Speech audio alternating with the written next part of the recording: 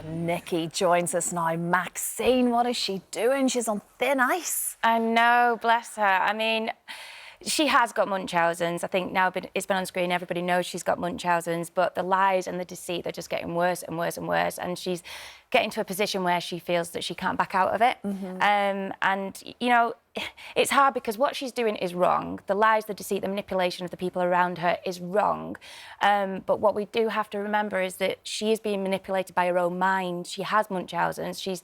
She's not doing this just because she feels like she needs to or wants to. She has a factitious disorder that is controlling her to make her do that. Did you know anything about this condition before the storyline? I mean, I had heard of it, but didn't know a great deal about it, to be honest. Same as you. I'd heard of it. I knew very minimal about it.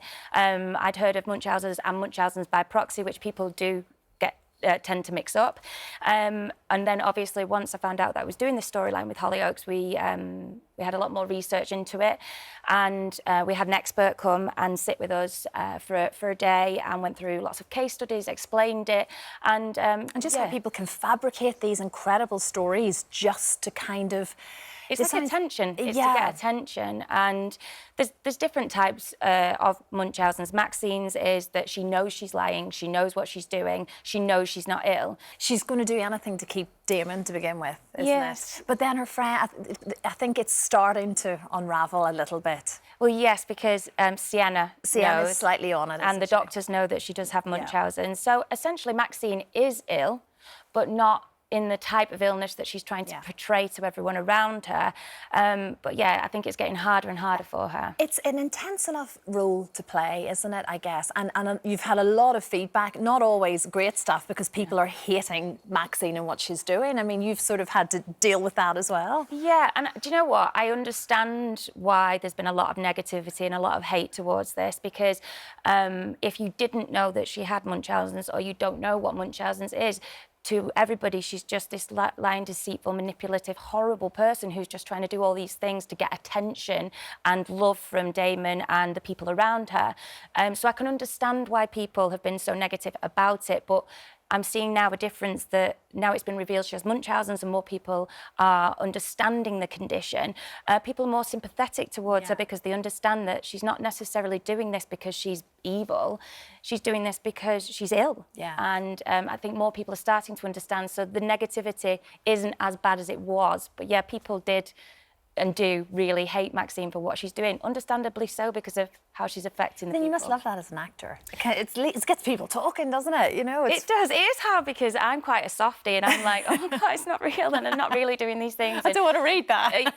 Yeah, but yeah, it's good because obviously Hollyoaks, the way that they've written this storyline and has just been how it should, and no wonder there's been negativity. So for me as an actress, yes, it's hard to read the negativity, but obviously we're doing the job right. Yeah, you know what it is, don't you? Looking at those pictures of you back in Corrie, oh my goodness, Nikki. I mean, I remember all of those storylines. I remember you first coming into the show and your friendship then with Tina O'Brien. Yeah.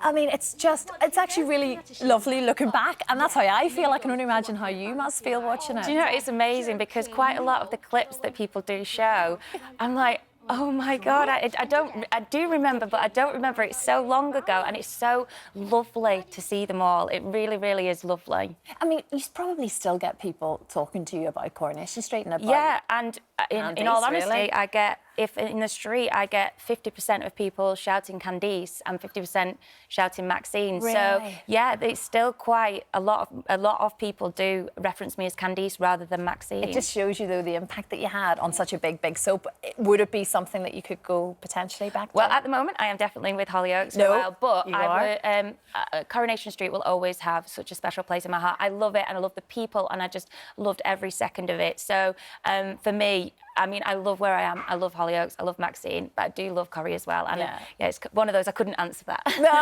I get it. I get it. Well, like we say, Hollyoaks is tonight, 7 p.m. And indeed, tomorrow night, it's like the living funeral. Oh, I know. Damon is hosting. It all sounds a bit odd, that, to be honest. Yes, but, it is. We'll wait and see what happens there. Yeah, definitely. Thanks so much, Nikki. Good to see you.